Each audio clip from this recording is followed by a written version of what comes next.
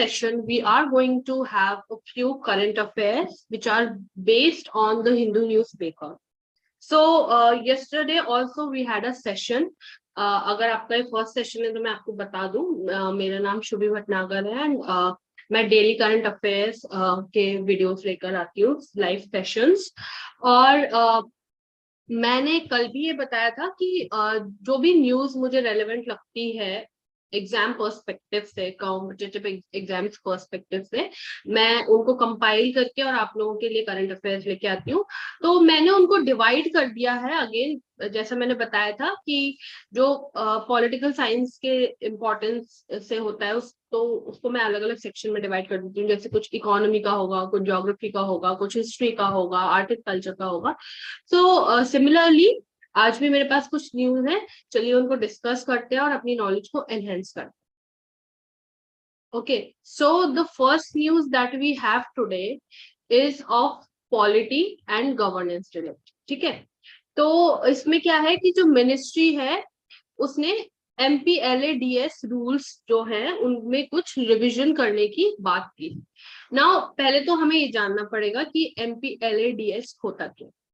सो ये at a time when MPs have been asking for, actually पहले हम देखते हैं कि न्यूज क्या बात कर रहा है.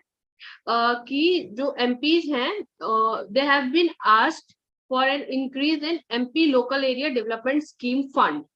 ओके, एंड जो यूनियन फाइनेंस मिनिस्ट्री है they have ordered revised rules. उन्होंने कुछ नए रूल दिए हैं जो कि बोलता है कि under which the interest that the fund accrues will be deposited in the consolidated fund of India.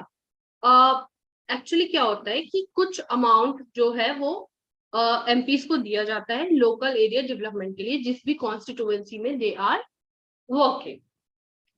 सो उसके लिए जो पैसा उनको दिया जाता है वो अब बोल रहे हैं कि उससे जो भी इंटरेस्ट जो उससे जनरेट होगा या जो भी इंटरेस्ट अर्जित होगा वो कहाँ डिपॉजिट किया जाएगा? Consolidated fund of India. Now consolidated fund of India होता क्या है, पहले इसको समझने की कोशिश कर लेते हैं. Consolidated fund of India is, जैसे कि सिंपल लैंग्वेज में समझे तो जैसे हमारा वॉलेट होता है उसमें हम पैसे रखते हैं और हमारा जो अमाउंट होता है, मतलब हमें पता होता है कि ये चीज हमें इस खर्च के लिए रखनी है या इतना पैसा हमें इस खर्च के लिए रखना है. सो ऐसे ही करके जो गवर्नमेंट होती है वो कंट्री के लिए कुछ पैसा रखती है. तो कंसोलिडेटेड फंड ऑफ इंडिया में वो पैसा रहता है जो कि किसी रेवेन्यू से, टैक्स, नॉन टैक्सेबल, ये इस तरीके से जो भी जितनी भी तरीके से पैसा आता है वो सारा कंसोलिडेटेड फंड ऑफ इंडिया में रहता है. दूसरी तरफ होता है एक कंटिजेंसी फंड ऑफ इंडिया.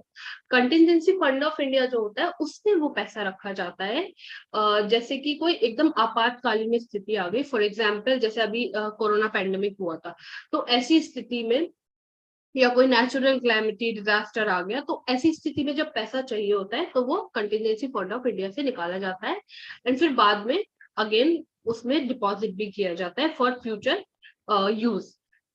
उसके अलावा एक होता है पब्लिक अकाउंट. पब्लिक अकाउंट जो होता है उसमें क्या होता है कि जो भी लोग जैसे कि हम जो कॉमन मैन हैं, हमारा एक बैंक अकाउंट होता है तो हम कुछ पैसा उसमें डिपॉजिट करते हैं, तो वो हम कभी भी विड्रॉ कर सकते हैं जब हमें जरूरत होगी.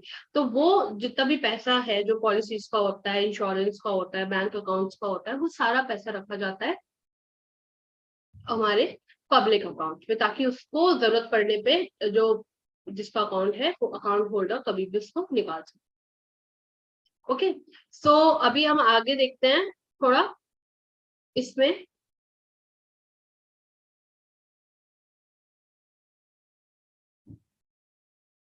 So what this scheme is actually talking about, wait,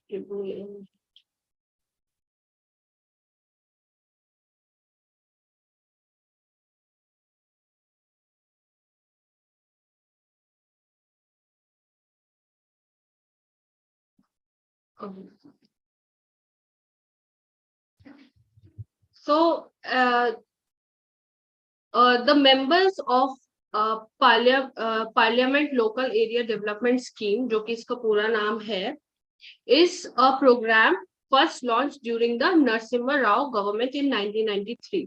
तो जैसा कि नाम से पता चल रहा है कि मेंबर्स ऑफ पार्लियामेंट जो भी हैं उनकी एक पर्टिकुलर कॉन्स्टिट्यूएंसी होती है, हमको पता है, और उस एरिया के लिए दे आर रिस्पॉन्सिबल कि वहां पे जो भी डेवलपमेंट होगा they are responsible for it, और उसके लिए they will be getting some money जो कि उनको गवर्नमेंट से मिलेगा।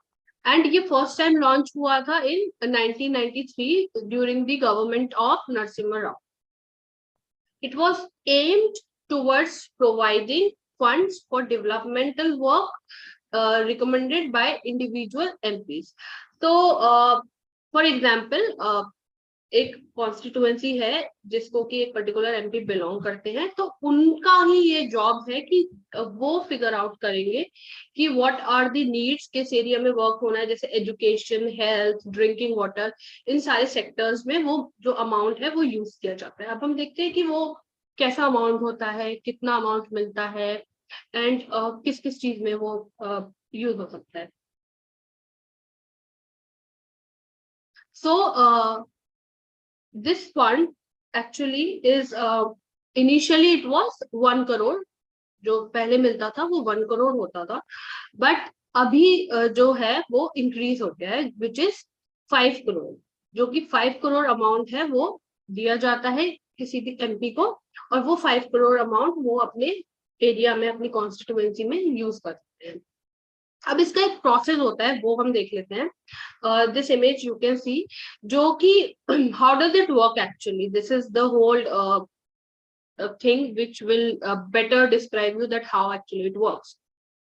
जो कि मेंबर्स ऑफ पार्लियामेंट होते हैं, they recommend works based on local needs of the selected constituency. For example I am somebody, मैं अगर फॉर एग्जाम्पल एमपी हूँ और मुझे लगता है कि मेरी कॉन्स्टिट्यूएंसी में जो रोड्स है वहां के एरिया की वो बहुत ज्यादा खराब है, तो मैं उस एरिया में वर्क करवाने की कोशिश करूंगी।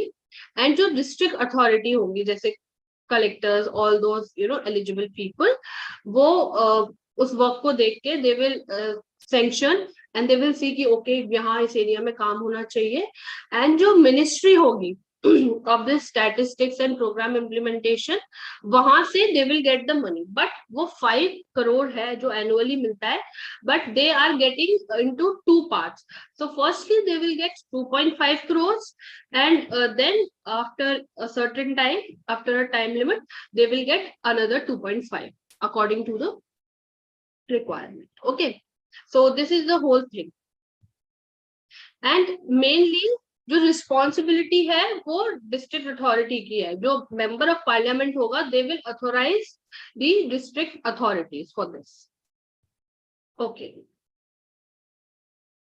yeah, so this was the news about it, and in future if there is any further development on this news, we are definitely going to see. Then there is a news which is from the area geography and environment. So there is this Asani cyclone which is about to come in the area of Odisha.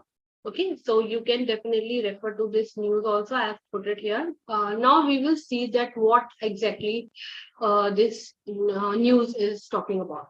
The tropical cyclone is an intense circular storm that originates over warm tropical oceans and is characterized by low atmospheric pressure. These are the few characteristics: that low atmospheric pressure, high winds and heavy rain. So there are few characteristics जो कि हम अभी आगे भी देखेंगे detail में, that there are a few characteristics which are very very essential for a cyclone to happen. Okay, so these are the characteristics: that low atmospheric pressure, high wind and heavy rain. Cyclones are formed over slightly warm ocean water. The temperature of the top layer of the sea up to a depth of about 60 meters. So ऐसा नहीं है, because अभी हम सबको पता है कि जो temperature है वो बहुत ज्यादा high है, and that is one of the most important reasons. And जो कि temperature है वो उसकी ही वजह से actually one of the most important reason है जिसकी वजह से कि साइक्लोन क्रिएट होता है। सो इसीलिए ये वाला जो टाइम रहता है मई जून और इधर आपका अप्रैल मई जून, ये वाला जो सीजन टाइम होता है, यहाँ पे जो साइक्लोन आने के चांसेस काफी ज्यादा बढ़ जाते हैं। So it needs to be at least 28 degrees Celsius to support the formation of a cyclone. कम से कम 28 डिग्री सेल्सियस टेम्परेचर होना ही चाहिए for a cyclone to happen. अब इसमें कुछ requirements है for a cyclone to form, वो हम देख लेते हैं. Sufficient warm sea surface temperatures, then atmospheric instabilities, high humidity. Okay, so humidity भी ऑल नो, जो आर्द्रता होती है जिसकी वजह से मॉइस्चर बनता है in the lower of middle levels of the troposphere. So troposphere we already know, आप सबने ज्योग्राफी में पढ़ा होगा, troposphere is the lowest layer of the atmosphere. ठीक है, तो ये काफी ज्यादा एरिया कवर करती है एटमॉस्फेयर का. इसके ऊपर stratosphere and all the other layers are there. Okay, so अब एक और इम्पॉर्टेंट है रिक्वायरमेंट्स में से, enough coriolis force to develop a low pressure center. Pressure centre में प्रेशर कम रहता है. जब भी कोई साइक्लोन आता है, जो सेंटर एरिया होता है वहां पे प्रेशर कम होता है. उस सेंटर के जैसे this is the centre and इसके चारों तरफ जो है वहां पे प्रेशर फिर बिल्ड होता है एंड विंड हैवी होती है, जिसकी वजह से cyclone it occurs, cyclone occurs. तो ये कोरोलिस जो फोर्स है वो क्या है? जो जितनी भी मूवमेंट या रोटेशन करने वाले ऑब्जेक्ट्स होते हैं, all these types of objects, they have this kind of force which is called as Coriolis force. The Coriolis force is perpendicular to the object's axis. So if axis अगर ऐसे है तो it will be like this. So अर्थ का axis ऐसे है in this direction, so it will be like this. Okay, for Earth. The Earth spins to its axis from west to east. The Coriolis force therefore acts in the north and south. Okay, so this is it about perpendicular. Is nothing. Perpendicular is just having if there is this kind of surface, then having this kind of line. Okay, then there is another news that we have is from international relations and economy. So why I'm telling you that this news is having two important topics, economy से related भी है and international relations से भी important है, because ये बात कर रहा है जो immigrants होते हैं उनकी क्या importance है. तो obviously immigrants मतलब immigrants and immigrants ऐसे लोग जो एक particular country से बाहर जा रहे हैं, या इमिग्रेंट्स जो एक पर्टिकुलर कंट्री में आ रहे हैं. अगर हम इंडिया के रिस्पेक्ट पे बात करें तो जो लोग दूसरे देश से इंडिया में आ रहे हैं, they are immigrants, they are coming inside. And जो इंडियंस हैं वो बाहर दूसरे देशों में जो जा रहे हैं, दूसरी कंट्रीज पे जा रहे हैं, दे आर एमिग्रेंट्स. ओके, सो अभी हम एमिग्रेंट्स की इंपॉर्टेंस की बात कर रहे हैं, जो लोग इंडिया से बाहर जा रहे हैं. ठीक है, okay. So Indian diaspora. Diaspora is a very important term, and India is having the highest diaspora in present time. Diaspora means ऐसे लोग जो एक particular country को belong करते हैं and they are not living in that particular country, but they are living outside the country in some other country. So जितने भी Indians हैं जो कि बाहर रहते हैं दूसरे कंट्री में, दोज हु आर नॉन रेजिडेंशियल्स, जो किसी भी कंट्री पे रहते हो, वो पूरे वर्ल्ड में जितने भी ऐसे लोग होंगे तो वो इंडियन डायस्पोरा कहलाएगा.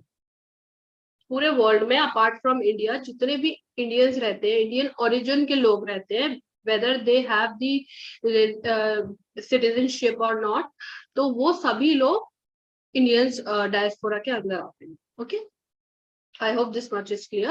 Now, according to the Ministry of External Affairs, there are over 4 million non-resident Indians world wide. तो पूरे वर्ल्ड में 4 मिलियन तक, बल्कि ज्यादा, over 4 million non residential Indians रहते हैं. Among this population, the largest share of around 64% live in the Gulf Cooperation Council countries.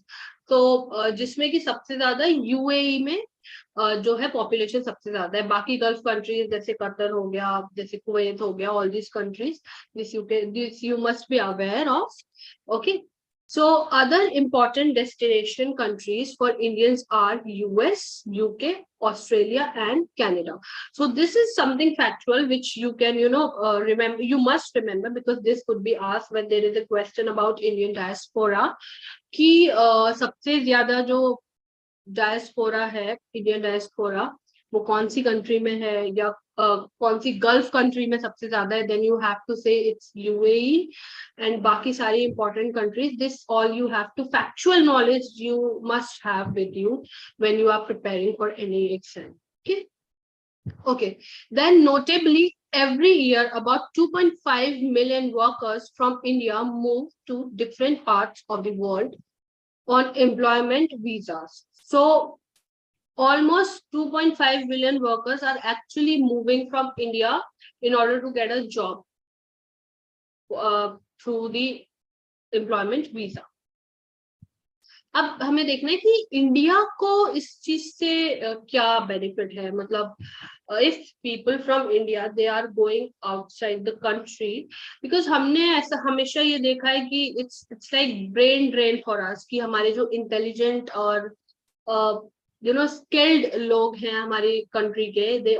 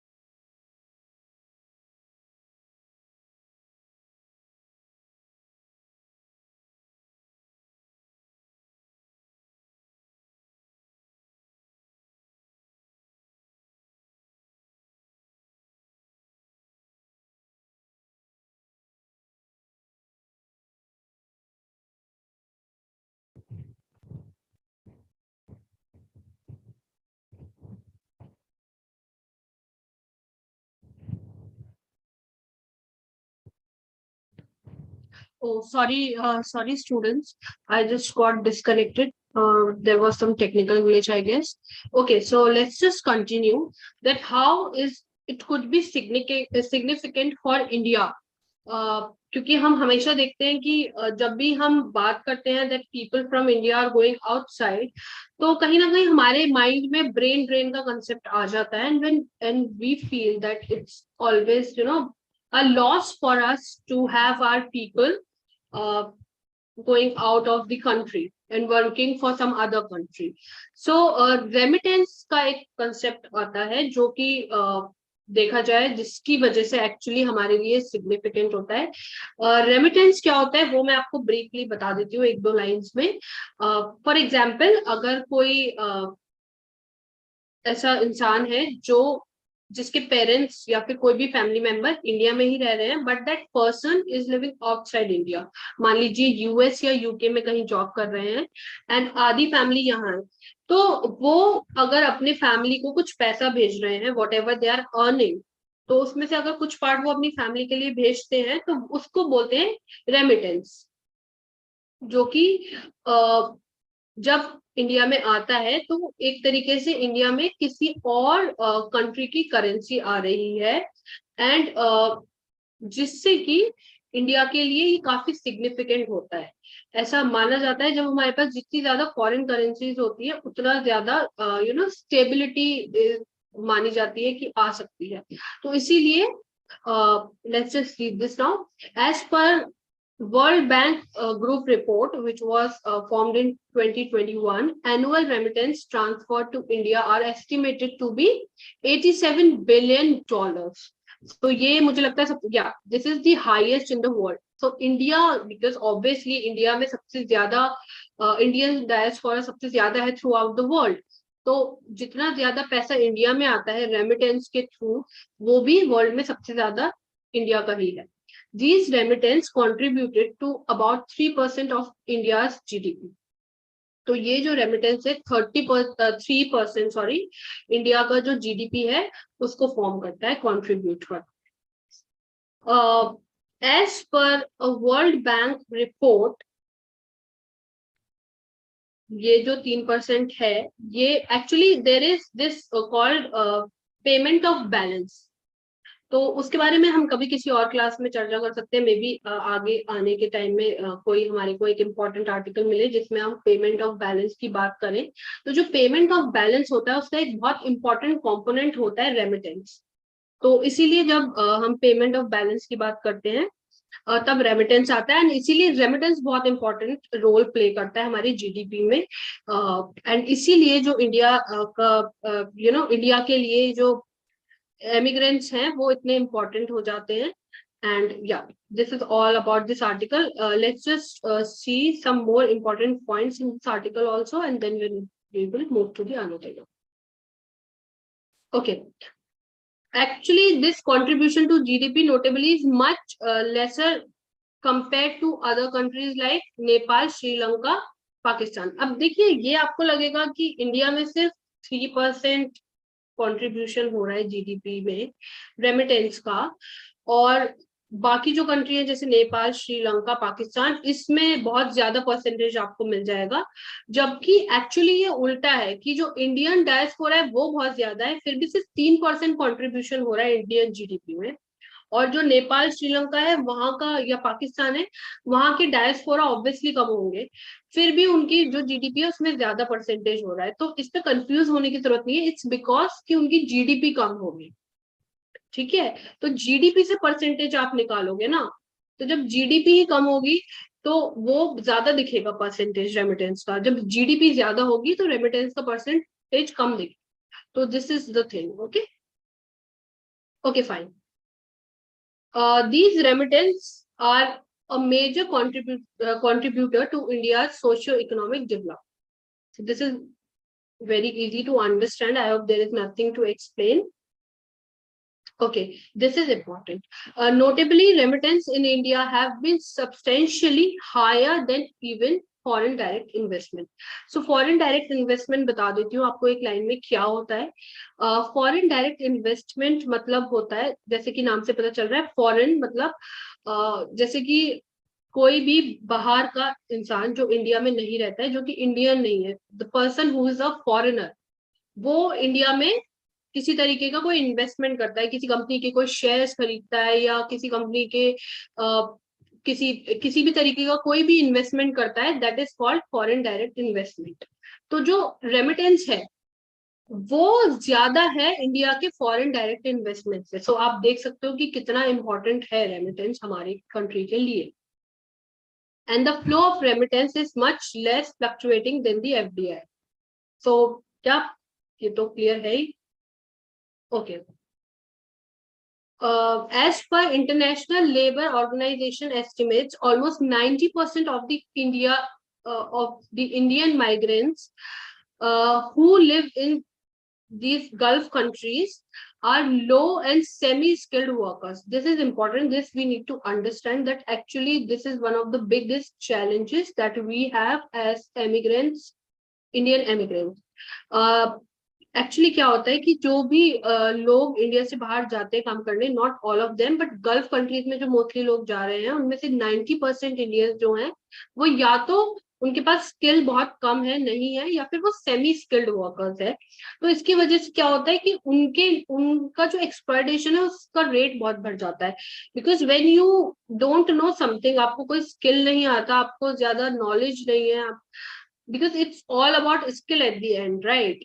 सो अगर आपको स्किल नहीं होता है तो आपको मे बी वो कम पे करेंगे for the work that you know they will pay somebody more than that. तो इसकी वजह से जो है वो एक्सप्लॉयटेशन काफी बढ़ जाता है, और unsafe environment for work, low salaries, all these problems occur. Okay, now we have another news which is of security, internal security, we can say this. Operation दूधी एक ऑपरेशन था जो कि 90s में हुआ था। तो इसके बारे में let's just see the major important points. Okay, this photo also you can see the Assam rifles honoring the heroes of Operation Dudi in Shillong. So it actually happened in Shillong on Monday. Now what is the operation? The paramilitary force Assam Rifles felicitated the surviving soldiers of Operation Dudi. So वहां पे शिलोंग में उन्होंने felicitate किया है जो भी survive कर चुके हैं सोल्जर्स उनको। Now what is this Operation Dudi? Let's just try to read more about this. Operation Dudi was a counter-insurgency operation undertaken by Assam Rifles during its tenure in Jammu Kashmir. Now, there is one important thing that we need to understand, that what is a counter-insurgency operation. देखिए, एक तो होता है कि हमने कोई हमला कर दिया किसी मतलब अलग कंट्री के टेररिस्ट पे या कोई अलग मिलिट्री पे या किसी भी पोस्ट पे। एक होता है कि हमारे ऊपर हमला हुआ एंड हमने उस हमले के जवाब में हमला किया। तो जो वो हमले के जवाब में जो हमला करते हैं उसको बोलते हैं काउंटर इंसर्जेंसी ऑपरेशन। तो ये जो ऑपरेशन दूधी था वो एक्चुअली यही था कि जो जम्मू एंड कश्मीर में जो असम के राइफल थे उन लोगों ने उस टाइम पे ऑपरेशन किया था जो कि जवाब में था। ठीक है, so it was conducted by 15 soldiers of the Assam Rifles 7th Battalion led by Naib Subedar. Actually you can remember, but इतना जरूरी नहीं है नाम वगैरह, I don't think ये आता है, but just try to remember it in case if it comes in the exam. So even if you just see these things एक बार अगर नजर घुमा के देख भी लिया है तो you will be able to identify the correct option. But इससे टेक अवे ये है कि आपको ये लेना है कि किस ईयर में हुआ था, किस बारे में है, कहाँ फेलिसिटेट किया गया है, which is Shillong. So all these things you need to remember in this particular article. Okay, news event. So let me just tell you one thing. All these was news. Number one, there is number two is also a news, but the third one, the importance of immigrants, it is about an editorial. Okay, so I also compile important editorials because I feel editorials are also important when it comes to having important, things from the newspapers. क्योंकि editorials में बहुत सारे important aspects होते हैं जो कि contemporary topics describe करते हैं, whether it is related to history, geography, political science, economy, anything. Okay, so I'll also be compiling the editorials. Yeah. So this was for it. Like today, I only had these much questions, but I have some practice questions for you people to just check whether you have understood whatever I have explained you. Okay, so the first question is related to members of parliament local area development scheme that we just saw initially. जो सबसे पहले देखा था उसी के बारे में है. With reference to the funds under members of parliament's local area development scheme, which of the following statements are correct? Now, when you are doing such questions, correct लिखा है तो correct को whenever you are doing such questions in the exam, make sure to circle it. क्योंकि कई बार correct लिखा होता है and we just try to find out the incorrect answer, and कई बार incorrect लिखा होता है and we are confusing in those things. So point number 1 is this MPLAD's funds must be used to create durable assets like physical infrastructure of health, education, etc. Number 2, a specified portion of each MP's fund must benefit SC/ST population. Number 3, MPLADS funds are sanctioned on yearly basis and the unused fund cannot be carried forward to the next year. The fourth one is the district authority must inspect at least 10% of all works under implementation every year. So now you have to just select the right option. I think you wait. Let me just minimize so that you people can. Yeah, I hope now the whole question with the options are visible to you. Okay, so the first one is actually correct because actually मैंने initially आपको बताया था कि ऐसे काम के लिए use करना है जो amount है the fund कि जैसे health, education, infrastructure. The second one is obviously SC/ST population will also include. The third one is saying कि ये पैसा जो 5 crores मिलते हैं अगर ये use नहीं हुआ तो ये पैसा आगे के साल में यूज नहीं होगा. इसका मतलब ये कह रहे हैं कि लैप्स हो जाएगा. जबकि जो ये स्कीम है इसमें जो भी फंड मिलेगा it is non lapsable. Non lapsable means कि अमाउंट जो आपके पास आया है जो भी अमाउंट मिलेगा इफ पूरा 5 crores यूज नहीं हो पाया in that physical year then the money can be used in the upcoming physical year. Okay, so this is the thing. So the third one is wrong. Why I told you क्योंकि physical year में अगर use नहीं हो पाया पैसा पूरा तो वो अगले साल में यूज हो सकता है. बट दिस इज सेइंग कि ऐसा नहीं है जो कि गलत है. The fourth one is saying the district authority must inspect at least 10% of all works under implementation every year. तो ये भी ठीक है. अब आप इस क्वेश्चन को करने का इसका जो तरीका था वो एलिमिनेशन मेथड से भी कर सकते थे. जैसे फर्स्ट वन हमें कंफर्म ठीक लग रहा था तो फर्स्ट जिसमें भी ऑप्शंस हैं वो आप ठीक मान सकते थे. लाइक फर्स्ट ऑप्शन ठीक होगा, थर्ड ऑप्शन ठीक होगा, फोर्थ ऑप्शन ठीक होगा. ओके, फिर आपको पता है कि जो नॉन लैप्सेबल था it is non lapsable and the third option is talking about lapsable. तो थर्ड पक्का रॉन्ग होगा. तो अब फर्स्ट, थर्ड और फोर्थ में से ऐसे कौन से हैं जिसमें थर्ड है? तो थर्ड है इसमें. थर्ड जो भी होगा वो रॉन्ग होगा. तो सेकंड भी गया, थर्ड भी गया. अब आपको देखना है. अब now you have this choice कि फर्स्ट और वन तो होना ही है. Now you have to see whether fourth will be और नॉट. सो इससे you can eliminate at least 2 options. तो आपको आंसर करना इजी हो जाएगा. ऐसे आप ट्राई कर सकते हैं. Elimination method is very good for opting question जिसमें अगर आपको थोड़ा भी कंफ्यूजन है. Okay, so there is another question. In the South Atlantic and Southeastern Pacific regions in tropical latitudes, cyclone does not originate.